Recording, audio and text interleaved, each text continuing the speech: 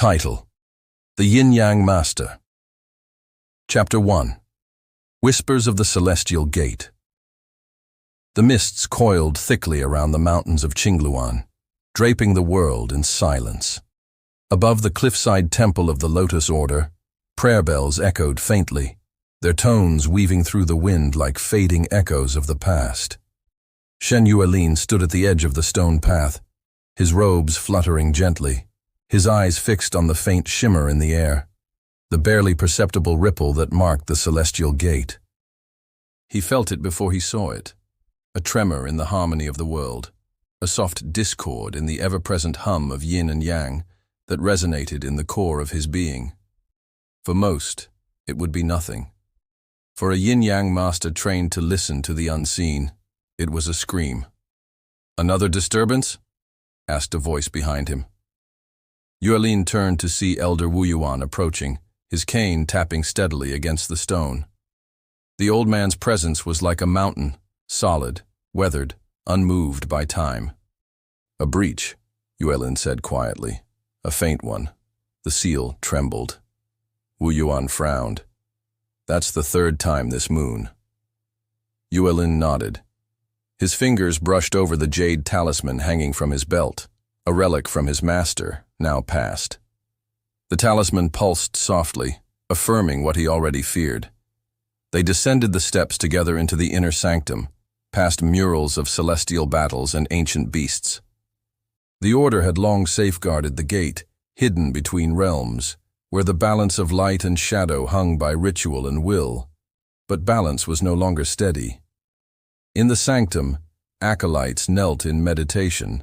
Candles floated in midair, sustained by subtle manipulations of qi. Elder Wu Yuan motioned Yuelin forward. "You must journey to the 5 sigil points," the elder said. "We must know how deeply the breach runs." Yuelin hesitated. "Alone?"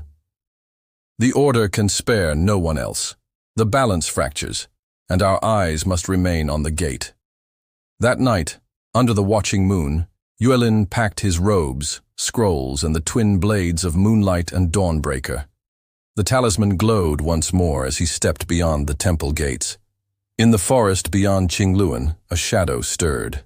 Eyes gleamed in the underbrush, not animal, not man, watching, waiting, and far away, where no human gaze could reach, a crack shimmered across the sky, and from it, something ancient began to slither through. Chapter 2. The Whispering Lanterns. The moon hung high above the capital city of Lianjing, casting its pale light across the roofs of the imperial district, like a watchful guardian. Deep in the courtyards of the Ministry of Rites, paper lanterns swayed in the midnight wind, glowing faintly with bluish fire, not flame, but spirit light. Saimei walked slowly beneath the archways, his white robes brushing the dew-kissed tiles. A flock of spirit moths followed him, fluttering silently in his wake. Behind him trailed his newest apprentice, Baihu, who stared at the moths with wide eyes. "Master Saimei," Baihu whispered, trying not to disturb the quiet. "Why do they follow us?" Saimei smiled without looking back. "They are drawn to the yin energy we stirred in the mirror courtyard. These are not mere insects, but fragments of restless souls, caught between death and reincarnation." Baihu swallowed hard, suddenly uneasy. "Are they dangerous?" "Only to those who ignore them." They passed into the central shrine where an altar to the 4 celestial beasts stood: azure dragon, vermilion bird, white tiger, and black tortoise. Simi placed incense before the dragon and murmured a chant that blurred the air with rippling qi. A low voice echoed from the shrine. "You have returned late, Yin-Yang Master. The winds carry ill omens." Baihu jumped. Was that the dragon?" Saimei nodded. "The dragon speaks when balance tips, and something is unbalanced. The veil is thinning." That night, a messenger arrived from the western provinces. A village had vanished, homes abandoned, livestock turned to salt, and the air thick with spiritual miasma. No sign of life remained but a circle of lanterns that glowed of their own accord. "The Whispering Lanterns," Saimei said, reading the scroll. "I had hoped they were only a legend." They departed at once, riding swift horses under stars that seemed colder than usual. The journey took 3 days, and when they arrived, the silence was absolute. Not a single insect stirred. Not even the wind dared cross the empty fields. Lanterns stood at the village boundary, floating inches above the ground. Their whispers were faint, but Baihu could hear them now. Names, weeping, laughter, then screams. He clutched Saimei's sleeve. "Master, this place is cursed." Saimei placed a warding seal on the boy's brow. "It is worse than cursed. This is a wound in the world." A figure stepped from the mist, wearing a porcelain mask and robes of ash gray. They raised a hand in greeting, and the lanterns turned blood red. "So the dragon sends its pet once more," the masked figure said. Saimei's hand tightened around his talisman. The war for the balance of Yin and Yang had begun again. Chapter 3. The Ashen Envoy. The presence of the masked figure sent a ripple through the spiritual currents that encircled the ruined village. Saimei stepped forward, a gust of wind stirring the sleeves of his white robes. Baihu stayed close behind, heart pounding, as the blood-red lanterns cast long shadows across the dead soil. "You wear the colors of the forgotten sect," Saimei said, voice steady. "But your mask, it is older than their last rebellion. Who are you, really?" The figure tilted their head. "Names are for the living. You may call me the Ashen Envoy." Without warning, the ground cracked, and black roots surged from the earth like serpents, snapping toward Saimei and Baihu. Saimei threw down 5 seals in a perfect pentagon, the paper glowing with celestial runes. The roots withered as they touched the protective field. "Baihu! The ward behind you! Reinforce it now!" Saimei barked. The boy reacted swiftly, unrolling a scroll and chanting a stabilizing mantra. His Qi was still young, but under pressure it flared true. The barrier held, but the Ashen Envoy merely laughed. "Your apprentice is promising, Saimei. A pity he will be dust before the moon turns twice." Saimei narrowed his eyes. "You serve the inverted flame, don't you?" The Ashen Envoy offered no answer, but the way the lanterns flickered in response spoke volumes. Their duel was swift, a clash not of blades but of will and spirit. Saimei called upon the white tiger's fang, his talisman burning with holy light. The Ashen Envoy countered with the obsidian veil, summoning a storm of shadow butterflies that sought to devour light itself. Amid the chaos, Baihu saw one lantern flickering unnaturally. Drawn by instinct, he rushed toward it. Inside, he saw a vision, his own mother, her voice calling him back.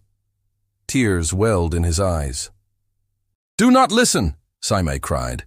"It's a lure!" Too late. Baiju's hand brushed the lantern, and a pulse of dark Qi surged into him. He collapsed. Saimei roared, flinging his last seal.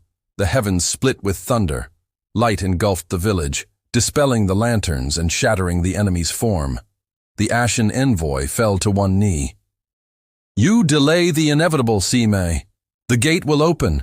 The Yin world will flood your cities." Then, in a swirl of ash, the envoy vanished. Saimei rushed to Baiju's side. The boy's eyes were open, but dark tendrils danced within his pupils. "Master, what's happening to me?" Saimei's jaw clenched. "You've been marked." And far away, in a temple buried in frost and silence, a bell tolled for the first time in 1,000 years. Chapter 4. The Fire in the Snow. The journey to Mount Qilin was treacherous, even in the best of seasons. But winter had settled harshly over the land, blanketing the mountain passes in snow and lacing the air with biting winds. Saimei and Baihu pressed forward nonetheless, following the trail of corrupted Qi that led north from the vanished village. The lantern's whispers haunted their dreams, speaking in broken phrases of betrayal, sorrow, and vengeance. They were joined along the way by Lady Shizuka, a spirit binder from the Jade Lake sect. Tall, Calm and robed in layers of silken ice blue, she rode a silver-white crane and carried a staff topped with a frozen lotus. "The yin winds have grown stronger," she said, her voice barely louder than the wind. "The balance is unraveling faster than I feared." Saimei nodded grimly. The lantern wraith was only the herald. Something older has awakened. At the foot of Mount Qilin, they found an abandoned monastery carved into the cliffs. The once sacred site now pulsed with malevolent energy.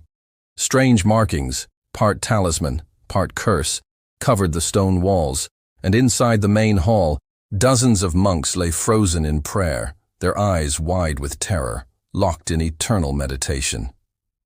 "They tried to contain it," Saimei said, kneeling beside the Grand Abbot's body. "They failed." A gust of warm wind blew through the temple, carrying with it the scent of charred paper and incense. Then came the sound of footsteps, slow and deliberate. From the shadows stepped a man cloaked in flames that did not burn, his eyes glowing like coals. "Ah, Saimei," he said with a smile, still clinging to balance while the world tilts into chaos. Saimei rose, his sleeves rustling. "Renshu, I thought the Phoenix Order had banished you." "They did, and yet here I am. Fire never dies, old friend. It only hides until the wind is right." Baihu stepped forward, his sword trembling in his hand. "Who is he?" "A former Yin-Yang Master," Saimei said quietly. "One who traded equilibrium for power." Renshu laughed. "And now, child, I will trade snow for flame. Watch and learn." He raised his arms, and fire erupted from the ground, melting the snow and scorching the monastery walls. Spirits howled as they fled the heat, and the sky above darkened with smoke. Lady Shizuka unfurled her lotus staff, conjuring a dome of frost to protect them. Saimei stepped forward, drawing a talisman from his sleeve. "You will not break the veil, Renshu." "The veil is already broken," Renshu hissed, "and when the flame court rises, not even the dragon will stop us." Then the battle began. Chapter 5. The Altar of Bone. The Temple of 10,000 Echoes was not found on any map. Hidden deep in the ice-veined canyons of Mount Hanyue, it was carved into stone by forgotten hands, neither mortal nor divine. It was there, amidst the shrieking winds and jagged silence, that Saimei and Baihu arrived after crossing the frozen bridge of bones. Their guide, an old monk named Shanren, had led them in silence, speaking only when necessary. He now stood at the threshold of the temple, his breath forming pale clouds. "Beyond this point," he rasped, "the dead remember. Tread carefully, for memory has teeth." Saimei bowed. "We are prepared." The temple doors opened, not with a creak but with a sigh, as though the mountain itself exhaled. Inside, light came from nowhere. Soft, cold, spectral. The walls were etched with thousands of faces, each frozen in a scream or whisper. Baihu tried not to look too long at any of them. In the center of the vast hall was the altar of bone. A circle of femurs and skulls formed the base, and atop it rested a single lotus-shaped brazier. The flame it held was black. Saimei approached and knelt. "This is where the boundary thins most. If the veil is torn anywhere, it is here." Baihu stood close, shivering despite his many layers. "What do we do now?" "We speak to the past." He cast spirit powder into the flame. Instantly, the room changed. The spectral light dimmed, and shadows began to dance. A figure rose from the altar, pale, translucent, and cloaked in burial silk. It was a woman, her eyes blind but knowing. "You seek the one who wakes the dead," she said. "But he was once one of us, a master of balance." Saimei frowned. "One of the council? But they were all destroyed in the burning of jade." "Not all," she replied. "One remained, forgotten by time, buried in grief. He found the Black Sutra and made a pact beyond heaven." Baihu dared to ask, "What does he want now?" "He wishes to unmake the veil, to return all things to the void, so that no soul may suffer again." The flame shuddered. "But he has forgotten love, and so he becomes a monster." Sime bowed. "Thank you, ancestor." The figure faded, and the cold returned tenfold. As they exited the temple, Baihu asked, "Who is he?" Sime whispered, "His name was Yuelin, my elder brother." And the wind howled down Mount Hanyue like a warning cry from the heavens. Chapter 6. Threads of Heaven, Threads of Hell. The capital of Lianjing was no longer bathed in the warm glow of spirit lanterns. A deep fog had settled over the imperial district, and even the jade watchtower could no longer pierce the gloom with its sacred flame. Whispers crawled along the wind like living things. The balance had shifted again. Sime stood atop the southern gate, robes whipping in the wind. Beside him, Baihu huddled beneath a ceremonial cloak, his face pale with exhaustion. It had been days since they left the altar of bone, days since Sime had spoken a word. "Master," Baihu finally said, "the sky, it's weeping." It was true. Ash-gray rain fell from the heavens, each drop tinged with silver, a sign of celestial sorrow. The four celestial beasts had not answered their call. Something older, deeper than even the divine, was moving beneath the surface of the world. Sime finally spoke. "We must go to the spindle." Baihu blinked. "The heavenly spindle? But that lies beyond the ebon veil. No one has walked that path in 1,000 years. Then we shall be the first in 1,000 to return." The spindle was an ancient pillar of jade and obsidian said to thread the energies of heaven and hell through the world. It maintained balance, not by force, but by harmony, and it had begun to fray. The journey to the ebon veil was grueling. The earth itself seemed to resist their passage. Branches snatched at their clothes, rocks shifted beneath their feet, and spectral beasts howled from hidden hollows. At night, Baihu dreamed of a world inverted, skies of blood, rivers of sand, and Sime kneeling at the feet of the masked figure. "Do you know what lies at the end of all balance, child?" the figure whispered. "Oblivion." When they finally reached the spindle, the sight stole their breath. The pillar rose into the clouds, carved with ancient runes glowing faintly blue and red. But great gashes had been torn through its base, and dark tendrils pulsed in the fractures. Sime knelt and placed both hands on the spindle. "This wound is not natural. It was carved by intent." "Who would dare?" Baihu asked. "A god, or a monster who remembers being one?" Suddenly, the spindle shuddered, and visions exploded through their minds. Images of ancient wars, celestial betrayals, the forging of the dragon saber and heaven's sword, and the moment a guardian of balance fell into madness. From the shadows stepped a woman with hair like moonlight and eyes like twin voids. "Zhao Yue," Sime whispered. She smiled. "Welcome, Sime. The end has already begun." Chapter 7. The Gate of Reversal. Snow had begun to fall over the ruins of Duskshade Temple. The sacred grounds, once resonant with chanting monks and whispering pine trees, now lay in eerie silence beneath a blanket of white. Only the occasional flicker of blue spirit fire revealed that the land still held remnants of its former power. Sime stood before the broken altar, eyes closed, reciting an incantation known only to the high masters of the Yin-Yang school. Baihu stood behind him, arms folded for warmth, watching the snowfall. "Master, why did you bring us here? I thought the Gate of Reversal was just a myth." "All myths contain truth," Sime replied calmly, "and this one holds the only way to rebalance the veil. The spirits whisper that the gate lies beneath this temple." From the shadows emerged Lady Shu, the imperial exorcist, cloaked in crimson robes.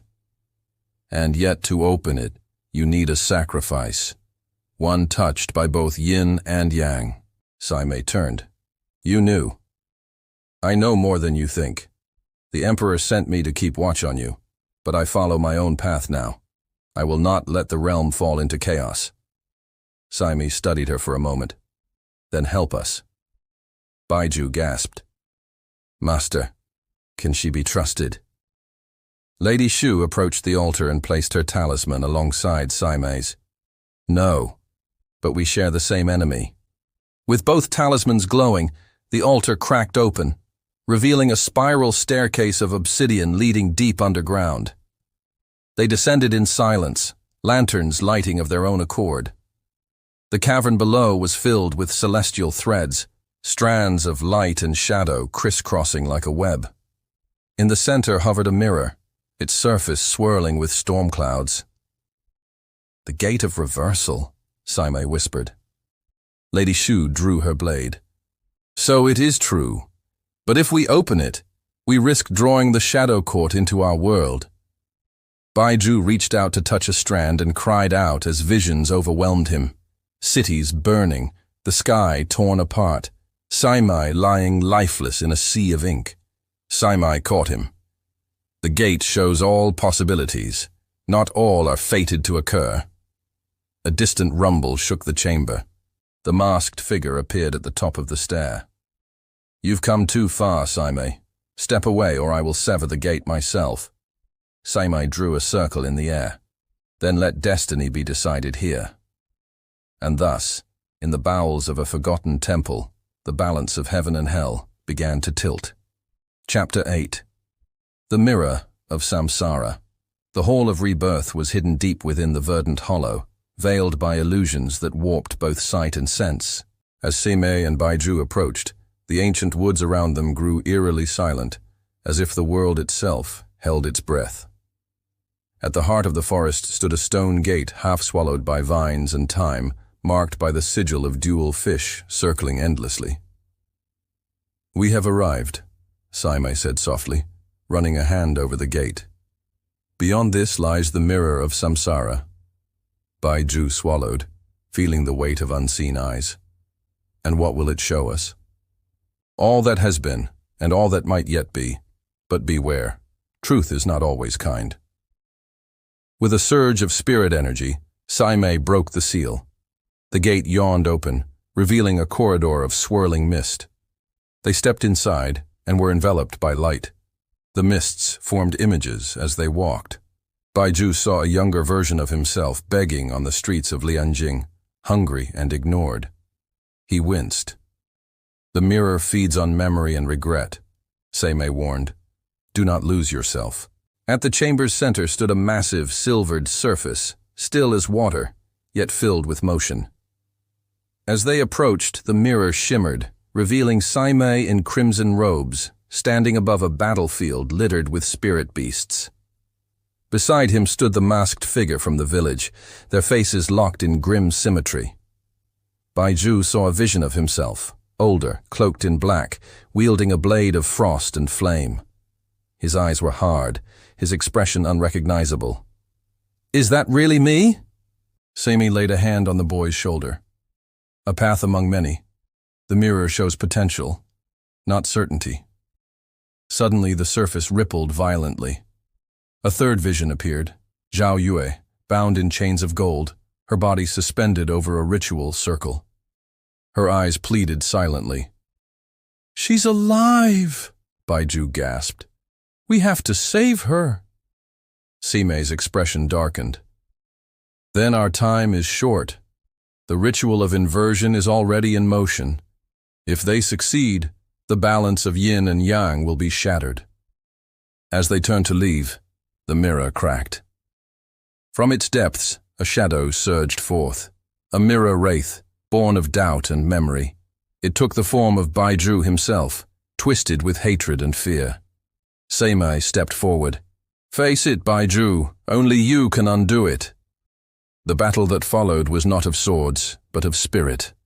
Baihu clashed with his darker self in a storm of inner conflict. Memories turned weapons. In the end, he accepted his pain, and the wraith dissolved. The mirror faded, its purpose fulfilled. Come, Saimei said, our true trial begins now. Chapter 9. The Crimson Eclipse. A blood-red moon rose over the scorched hills of Yilang, where night never truly fell. The sky, bruised with hues of copper and fire, trembled with residual qi.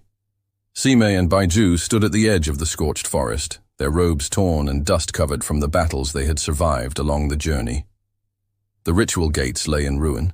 In the center of a field of burnt offerings, the mirror of samsara floated above a shattered altar, spinning slowly, absorbing and radiating energies both dark and divine. Sime narrowed his eyes. "The celestial pattern has changed," he murmured. The eclipse came early. From the shadows, Lady Shu appeared, her fan closed, her eyes grave. Because the Crimson Envoy completed the ritual. He has opened the gate of ghosts. The spirits of the unjudged roam freely. Baihu clutched his blade. "We have to close it, right? Master, we can do that, can't we?" Sime looked to the sky. "Only if the balance can be reclaimed." As if summoned by the words, the ground split open. From the chasm emerged a tide of yokai, twisted, malformed shadows, some bearing faces of the villagers lost in the lantern circle. Baihu stepped forward instinctively, raising a barrier, while Sime invoked a seal of purification. "Draw them into a spiral," Sime commanded. "I will seal the gate once it becomes unstable." Lady Shu began her chant, ancient and haunting, drawing on the legacy of the Silkwood priestesses. Her voice pierced the shrieking of the yokai. The mirror pulsed. One of its shards cracked and fell to the earth. From the mist walked the Crimson Envoy, his porcelain mask smeared with ink-like tears. "You cannot undo fate," he said. "The celestial wheel must turn. Let the sins of the past bleed into the present. Only then can we be reborn." Sime met his gaze. "You confuse rebirth with annihilation." As the two masters clashed, spells of Yin and Yang collided in a storm of thunderous energy. Baihu, wounded but relentless, helped Lady Shu maintain the chant, anchoring their reality. The gate began to flicker. With a final cry, Sime drove his staff into the cracked mirror. The energies exploded in a blinding flash. When the light faded, the yokai were gone. The gate had closed, but so had the path back. Baihu screamed his master's name, but Sime stood frozen within the circle, his body crystallized by spiritual overexposure. Lady Shu wept. He has sealed the gate, with himself. Above, the blood moon faded into silver. The balance had been restored. Chapter 10. The Final Seal. Snow fell quietly over the ruins of the ritual field. Where once the gate had stood, now only sacred ash remained, swirling gently in the morning breeze. Baihu sat before a small shrine erected for Sime, hands trembling as he lit incense and whispered a prayer. Lady Shu stood nearby, her robes restored, her expression heavy with the weight of sacrifice. "He chose his path. We must honor it." Baihu clenched his fists. "There has to be a way to bring him back. We can't leave him there." She shook her head. "The mirror of samsara is shattered. To tamper with such a balance again would risk undoing everything Sime protected." Weeks passed, and Baihu studied day and night, poring over every scroll Sime left behind. The Yin-Yang Master's library had become a sanctum of remembrance and relentless pursuit. He no longer feared spirits. He walked among them, guided by Sime's teachings. One evening, a spirit moth landed on his scroll. Its wings shimmered gold, not the blue of lost souls, but the mark of a spirit at peace. Baihu followed it deep into the woods, where he discovered an ancient shrine none had remembered. There, engraved on stone, were Sime's final words. "To be a master of Yin and Yang is to walk between worlds. If the balance must be guarded eternally, then let my soul do so. I do not regret this path. But should a new guardian rise, one whose heart seeks harmony, not vengeance, then let the gate open once more, not to destroy, but to heal." Tears blurred Baiju's vision. He bowed deeply before the shrine. "I will carry your will. not to undo your sacrifice, but to ensure it was not in vain. Years passed, the land healed. The village once cursed by whispering lanterns bloomed anew. The night grew silent again, not from fear, but from peace. And Baihu, now known as the White Sage of the South, took up the staff of the Yin-Yang Master. When spirits called, he answered. When balance wavered, he stood firm. And each year, on the night of the crimson eclipse, a single gold-winged moth circled the shrine in the woods, glowing softly beneath the silver moon. Balance had a guardian once more. Epilogue. Beneath the silver moon years passed. The lands of Yilang healed slowly, like a wounded beast recovering from the brink of death. Forests regrew where ash once choked the roots, and rivers flowed freely, no longer stained with spiritual corruption. The Lantern Festival returned, quiet at first, then growing brighter each year, lanterns rising like prayers into the night sky. Lady Shu became the high priestess of the rewoven Silkwood Order. Her songs now guided generations of spiritual adepts in the balance of yin and yang. Though her voice still carried sorrow, it was also filled with wisdom and hope. Baihu, now a man hardened by loss and tempered by compassion, took up Saime's staff. He never claimed the title of Yin-Yang Master, but all who met him spoke of his clarity and power. He wandered the realm, helping villages plagued by imbalance, never lingering long. Yet each year, on the night of the crimson eclipse, he returned to the scorched circle where the mirror of samsara had once hovered, laying down a single lantern for his master. Some say Saime's spirit lingers there still, watching over the land he died to protect. And above them all, the moon shone pale and silver, a silent guardian of harmony restored.